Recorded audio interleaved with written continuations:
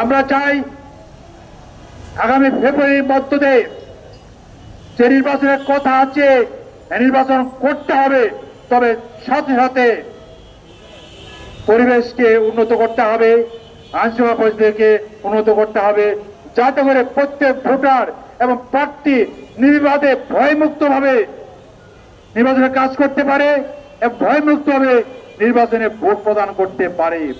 এখন যে অবস্থা বিরাজ করছে আমরা দেখতে পাচ্ছি, বিভিন্ন জায়গায় কেউ কেউ জোর করে বিবাদের চেষ্টা করছে, এটা হতে দিতে পারি না।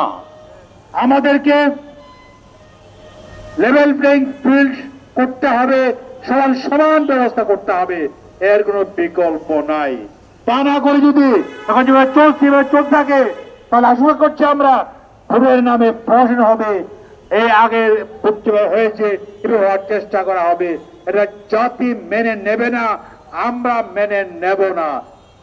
আমরা চাই, আপনারা জানেন বাংলাদেশ একটি মুসলিম দেশ, 92% জন এখানে মুসলমান।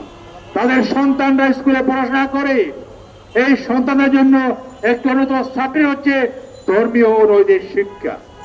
অথচ এই শিক্ষা দানের জন্য কোনো শিক্ষক নিয়োগ করা হচ্ছে না। এমনকি দেখা যাচ্ছে যে এই ধর্ম সম্পর্কে কিছু জানে না, সে পর্যন্ত যা ক্লাসে পাঠদান করছে, এই অবস্থা চলতে দেওয়া যায় না। আমরা দাবি জানিয়েছি, আগে দাবি জানাচ্ছি, এখন দাবি জানাচ্ছি অবিলম্বে প্রজ্ঞাপন জারি করে ধর্মীয় শিক্ষকদের নিয়োগের ব্যবস্থা করতে হবে, তার কোনো বিকল্প নাই। আমাদের সরকার, দুর্ভাগ্য আমাদের, লজ্জা আমাদের, তারা গানের শিক্ষক নিয়োগের প্রজ্ঞাপন দিয়েছেন। এদেশের ছাত্ররা কোন মধ্যে শিশুরা কয়জন গান শিখে, তাদের জন্য শিক্ষক নিয়োগ করতে হবে। অথচ যে সাবজেক্ট বাধ্যতামূলক সাবজেক্ট, এই সাবজেক্টে শিক্ষক তারা নিয়োগের ব্যবস্থা করছেন না। আমরা চাই অবিলম্বে এই শিক্ষক নিয়োগের প্রজ্ঞাপন জারি করা হোক, নিয়োগের ব্যবস্থা করা হোক।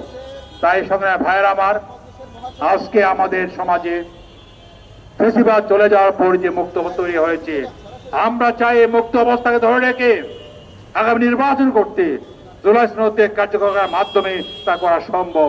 তাদের আশা করে, তাদের চায় না আবার নতুন করে আগে সে ফ্যাসিবাদ মাথাচাড়া দিয়ে উঠুক, জাতি চায় না।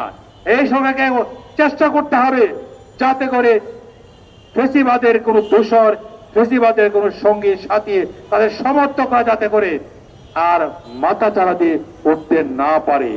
এই দাবি নিয়ে, এইগুলো দাবি নিয়ে আমরা আজ মানববন্ধন করছি। আশা করি এই সরকার আগামী জাতীয় সনদ সই করার আগে এই দাবি মেনে নেবেন এবং সই করার জন্য তারা গণভোটের তারিখ ঘোষণা করবেন। আপনাদের সবাইকে ধন্যবাদ জানিয়ে আমি শেষ করছি। আসসালামু আলাইকুম ওয়া রাহমাতুল্লাহি ওয়া বারাকাতুহু।